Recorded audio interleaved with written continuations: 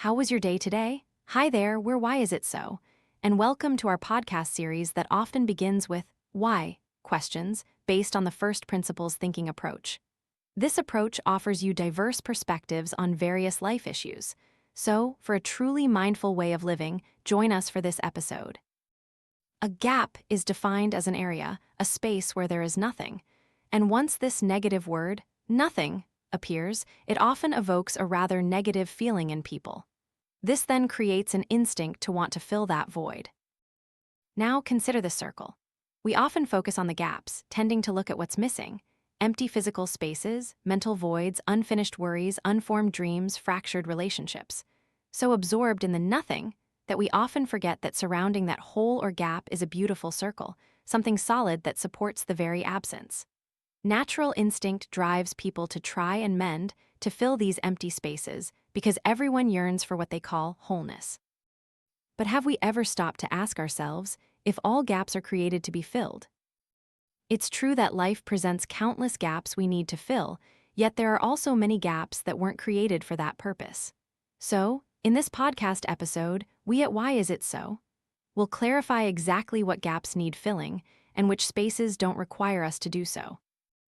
In reality, a gap is a concept with many layers of meaning.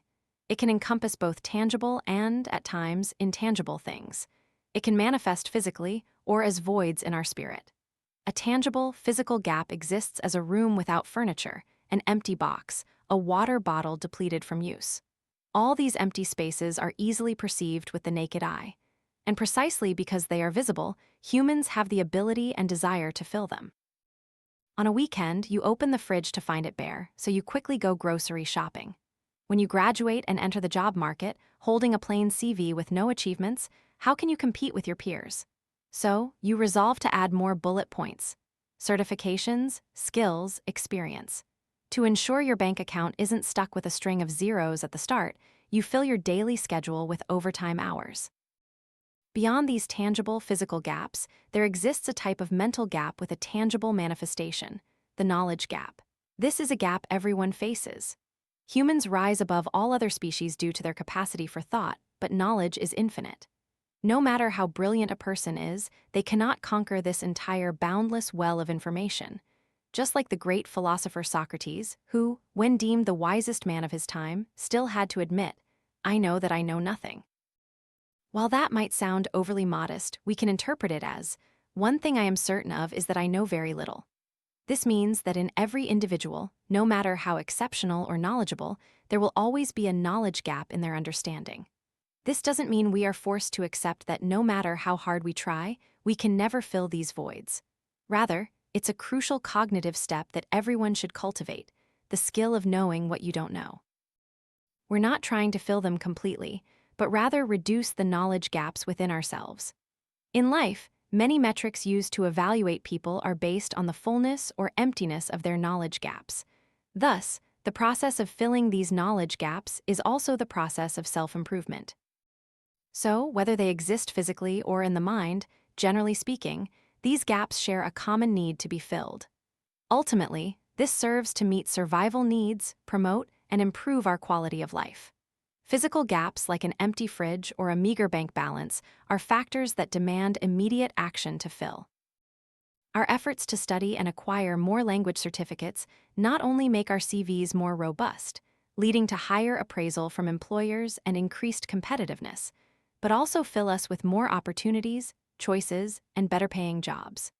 Filling gaps is also a way for people to avoid stagnation, dissatisfaction with themselves, or missing out on valuable life opportunities. What about gaps that don't need to be filled? Try looking at these lines of text, but without any spaces. Is it easier to read, or does it make grammar police absolutely furious? In reality, the spaces between letters are one of the incredibly important innovations by the British scholar Alcuin of York in the late 8th century. He was not only central to the academic revival, but also renowned for his contributions to writing reform. Before Alcuin's time, writing in medieval Europe was often messy, inconsistent, and difficult to read. Old scripts typically lacked clear distinctions between uppercase and lowercase letters, and the spacing between words was uneven, making copying and reading documents challenging. Alcuin developed and standardized a new script with the following key features. First, uniform and clear letters distinguishing between uppercase and lowercase, and most notably, spacing between words. This was the first time that systematic word separation was implemented, making reading much more fluid. Fascinating, isn't it? One of this monk's most impactful reforms for human writing was to place nothing spaces between letters, words, and phrases, which created clarity. A gap emerged as an affirmation of the relationships between letters. A single letter doesn't create meaning, it needs other letters to form a cluster of information. And even then, that's not enough. It needs empty spaces, not to be filled, but just enough space to allow meanings to form. All right, now let's turn our attention to these musical scores. In music, the distance between two notes in an interval is measured in tones and semitones. These play an extremely crucial role in creating a complete song. These gaps determine how notes interact with each other, thereby forming melodies, harmonies, and emotions in music. Specifically, small intervals like a semitone often create a sense of tension, mystery, or sadness. Larger intervals, like an octave, convey feelings of power, openness, or joy. When notes are arranged with different intervals, they create the rises, climaxes, or quiet reflections within a song. These intervals, appearing sequentially with purpose and intention from the notes, are what bring rhythm. Without these spaces between notes, it would be a prolonged, chaotic, and meaningless string of sounds. Just like isolated letters, each note by itself doesn't unilaterally create meaning. It needs other harmonious notes, and equally important, surrounding them there must be empty spaces rests not too stifling, yet not too vast. These are the spaces that don't need to be filled. Are there any other such gaps? Many. Try reading this haiku. Holes in the lotus root, when we eat them too. A few short lines of poetry, but sometimes you have to ponder them for a long time to fully grasp the meaning they wish to convey. The holes in a lotus root are a natural characteristic of this plant. The lotus root is actually part of the stem of the lotus flower buried in mud. Plants cannot live without oxygen, but the amount of oxygen at the bottom of the mud is so low that the lotus root would suffocate. So, the lotus root itself has created many air channels in its body, connected to the stem, to receive oxygen from the lotus leaves. Typically, lotus roots with holes are crispy, with a mild, refreshing taste, making them a favorite dish for many. Thus, these holes do not diminish the value of the lotus root. The symbolic image of a hole can be understood as a deficiency, a flaw, or a quiet pause in each person's life. We often perceive these gaps as something negative, something that needs to be filled. However, the lotus root retains its wholeness and value. It is not diminished by the presence of these holes. In fact, the holes are not flaws, they are what constitute the very nature of the lotus root. Similarly, in life, imperfections, gaps, or deficiencies can be essential in creating a unique and valuable person. When we eat them too, means that we not only consume the flesh but also unconsciously accept the holes within it. There are gaps that are natural, unchangeable, and not meant to be filled. Instead of trying to fix or fill them, learn to live in harmony with them and accept them as an inevitable part.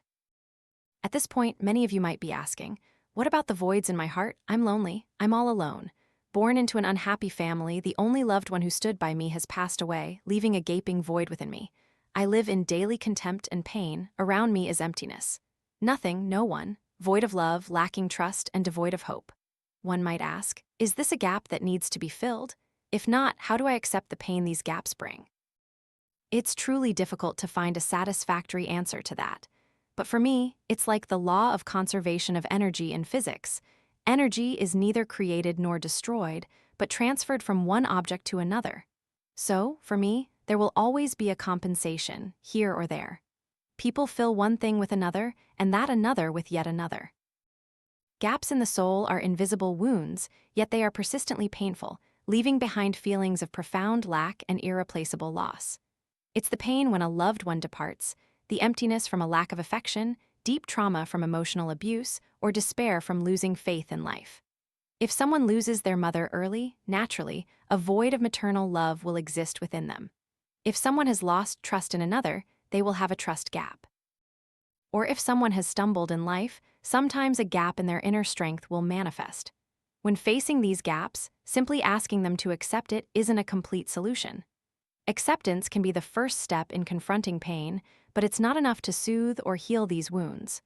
They are filled not by forced replacement, but by love and empathy, along with positive life experiences. The pain of losing a loved one can be eased by preserving beautiful memories and continuing to live by the values they left behind. Trauma from abuse or from not receiving love from one's own kin needs to be healed with professional help, rebuilding self-trust, and connecting with healthy relationships. And those who have lost faith and hope need to have their motivation rekindled by small things, short-term goals. Voids in the soul are not meant to be passively accepted, but need to be healed in each person's unique way, but it must be by themselves and only by themselves. To learn to harmonize loss and hope, pain and love. Only then will we truly feel the completeness of life, not from perfection, but from the inner strength, will, and moral character of each individual. This life still needs many gaps. Gaps in our words to hurt others less. Gaps between two lovers so they can regain balance and yearn to seek each other out again. Gaps among all people so everyone can have their own peaceful space to reflect and find themselves. Gaps also foster creativity and freedom. A gap on a wall for a painting to stand out. A gap in the sky for the sun and flowers. Gaps between words so we have the right to continue thinking, to ask questions, and to find our own answers. Gaps in our hearts to recognize the love still around us. Gaps are empty spaces for the mind, for the imagination to soar. When we don't try to cram everything in, we create conditions for ourselves to view life more lightly and freshly. These are magical gaps. That day, a little girl in the hospital gave her mother an empty gift box. The little girl was skinny, her head bald, but she wore a hat with a big pink bow. She joyfully handed the gift box to her mother. When the mother opened the box, she was utterly surprised and touched, because inside that empty gift box was filled with all the kisses and love the little girl had for her mother. There are gaps that are not empty at all. We often mistakenly believe the space around us is completely empty, that there's nothing there, and then we suffer, ponder, feel sad, and lose direction. But life is not just a journey of filling, but also the art of accepting gaps. Some gaps hold meaning that needs to be filled for us to grow and develop. Yet there are also gaps that need to be preserved, like a quiet pause, for life to be balanced, for the soul to find peace amidst the bustling flow. Knowing how to harmonize effort and letting go, filling and accepting, is how we fully embrace the colorful essence of life.